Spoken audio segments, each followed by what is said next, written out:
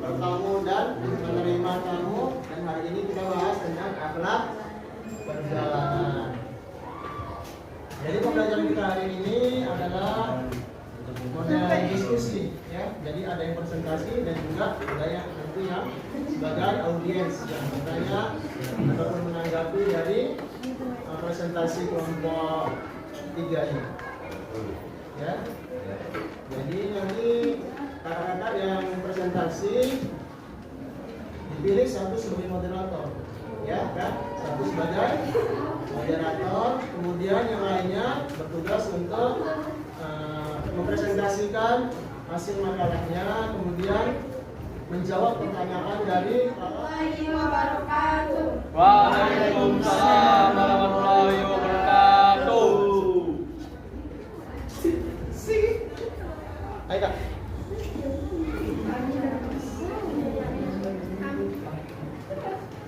Kami dari kelompok 3 ingin mempresentasikan hasil diskusi kami. Diskusi apa? Tentang apa? Tentang perjalanan. Tentang akhlak perjalanan. Ya, silakan dimulai. Pengertian akhlak perjalanan menurut bahasa perjalanan berasal dari kata rihlah atau siapa, yang artinya perjalanan atau diartikan perihal cara gerakan disebut berjalan atau bepergian dari suatu tempat menuju tempat yang lain untuk suatu tujuan. Sedangkan menurut istilah perjalanan adalah suatu aktivitas seorang untuk keluar ataupun meninggalkan rumah dengan berjalan kaki. Adanya mobilitas yang tinggi dan menjadi ciri masyarakat modern. Apabila ada suatu kampus mengatur kegiatan manusia dalam melakukan perjalanan, mulai dari masa persiapan perjalanan ketika masih berada di rumah, selanjutnya pada saat dalam perjalanan, dan ketika sudah kembali pulang dari suatu perjalanan. Apabila melakukan safar atau hijrah dengan perhitungan dan jadwal yang matang, akurat, rinci dan jelas. Agenda sebaiknya jika suatu perjalanan tanpa ada sering seorang melakukan perjalanan untuk berbagai keperluan, utama berdagang telah menjadi tradisi masyarakat Arab. Dalam Al-Quran surah yang disebut di atas bahwa mengabaikan tradisi masyarakat. Assalamualaikum warahmatullahi wabarakatuh. Waalaikumsalam warahmatullahi wabarakatuh. Kenalkan, nama saya Ahmad Fauzan dari kelompok 5. Ingin bertanya, coba bacakan dalil tentang adab di perjalanan.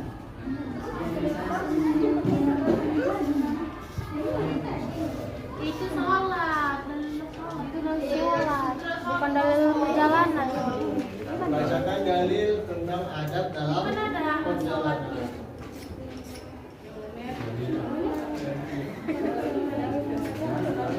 Waalaikumsalam.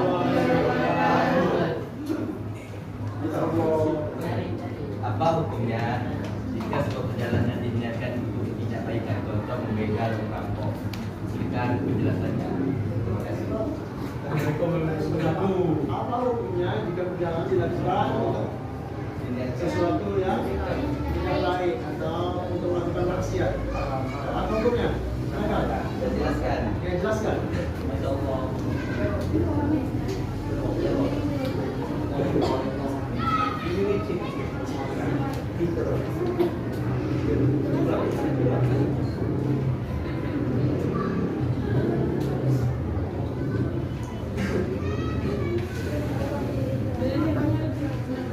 Assalamualaikum warahmatullahi wabarakatuh. Waalaikumsalam warahmatullahi wabarakatuh. Saya Nurul Fadila dari kelompok 2 ini bertanya, mengapa tanpa adanya agenda yang jelas akan membuka celah bagi syaitan untuk menyesatkan? Mengapa tanpa adanya agenda yang jelas akan membuka celah bagi syaitan untuk menyesatkan? Perjalanan tanpa tujuan, gitu ya. Perjalanan dilakukan tanpa tujuan. Waalaikumsalam.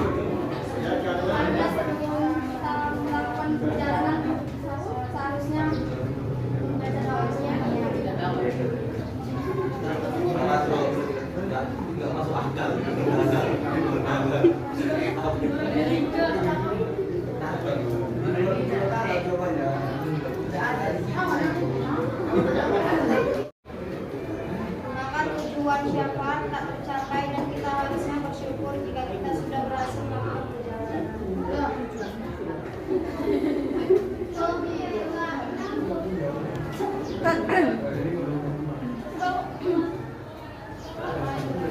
Apa yang ditanya, apa dijawab, nyambung.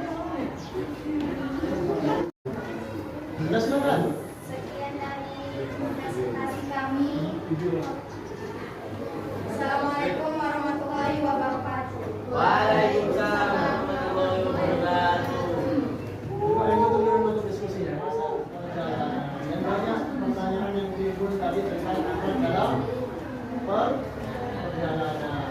Salah satunya tadi apa bang? Dari Romanda tadi. Apa hukumnya jika sebuah perjalanan dinyatakan untuk tidak melakukan? Tentunya segala amal, segala sesuatu itu dilakukan berdasarkan niat, ya kan? Dinilai berdasarkan niat kita, kan gitu kan? Ada di dalam hadis innamal a'malu binniyat. Segala sesuatu itu dihitung dari dinilai dari niatnya. Jadi kalau niatnya aja tidak baik, tentunya apa yang didapat? Dosa, kan? Dosa, kemurkaan dari Allah, kan gitu. Tetapi jika perjalanan dilakukan dalam perjalanan yang wajib, tetapi masih niat, itu sudah dihitung pahala, ya kan? Makanya sebelum tidur niatkan untuk bangun tahajud, ya, untuk bangun tahajud. Niatkan ketika tidur untuk bangun nanti, ketika untuk sholat subuh. Niatkan ketika bangun nanti tidak terlambat pergi sekolah, ya kan?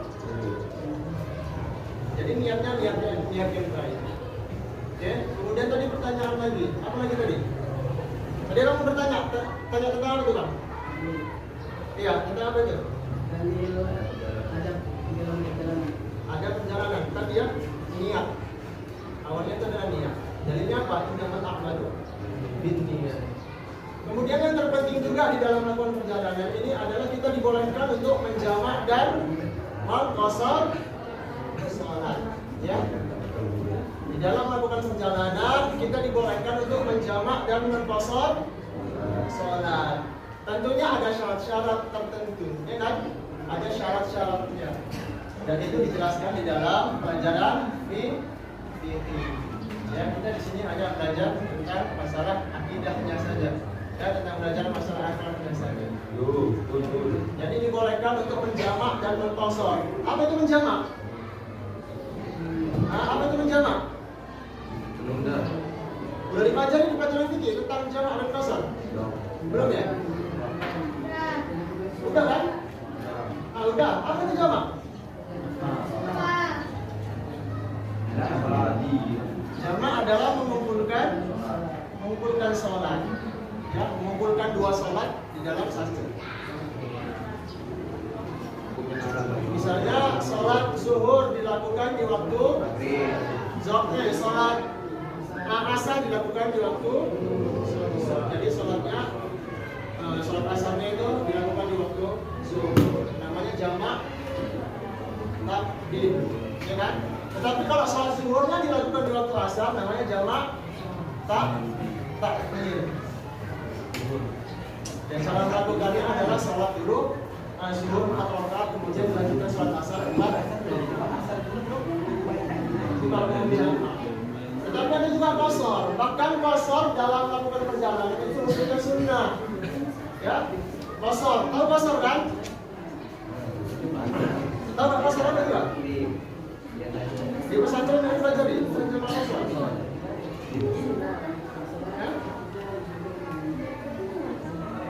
Qashar itu artinya meningkat, ya kan? Meningkat sholat yang tadinya 4 rakaat jadi 2 rakaat. Tapi yang boleh di qashar itu hanya sholat yang jumlahnya 4 rakaat. Sholat apa itu?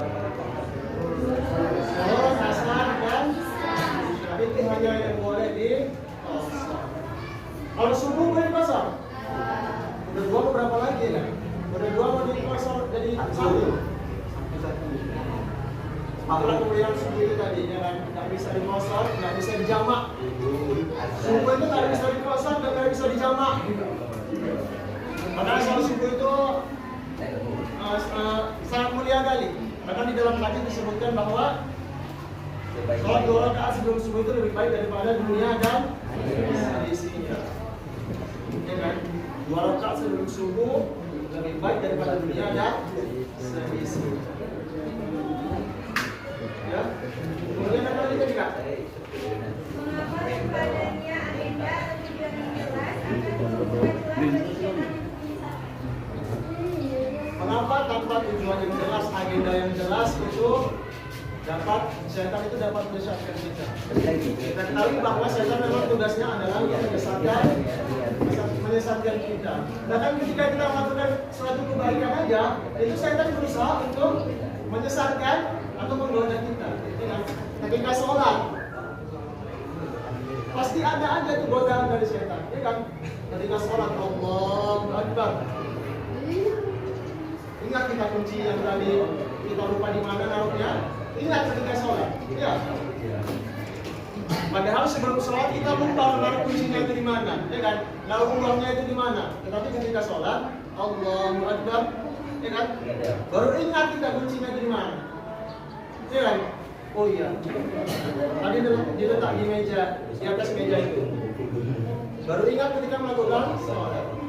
Bahkan ketika kita melakukan suatu kebaikan aja, ya kan? Tidak ada balasan untuk kebaikan kecuali kebaikan, ya kan?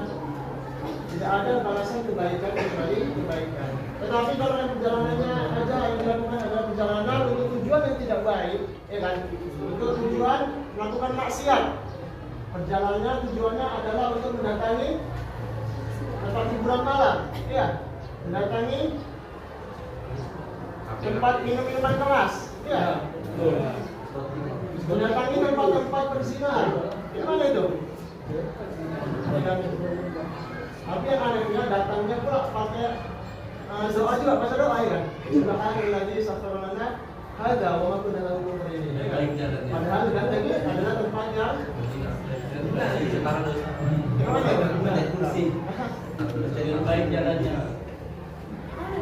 padahal tempat yang didatangi adalah tempat yang tidak sesuai. Makanya kata Rasulullah itu, kalau kita sudah niat melakukan kebaikan, maka sudah dihitung pahala, ya kan? Sudah dihitung pahala. Kemudian ketika dikerjakan, maka akan ditambah pahalanya. Tetapi kalau kita melakukan maksiat, ya kan?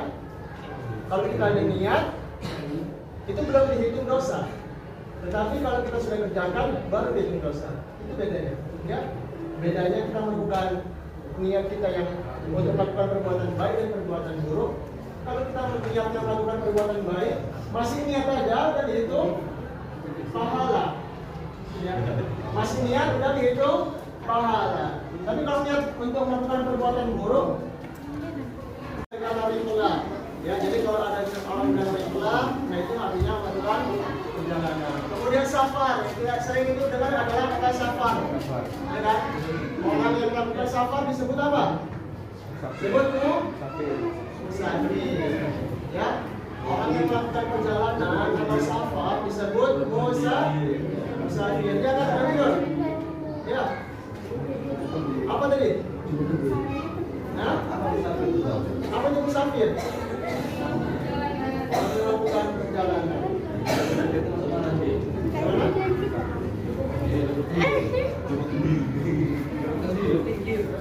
Apa dong? Kemudian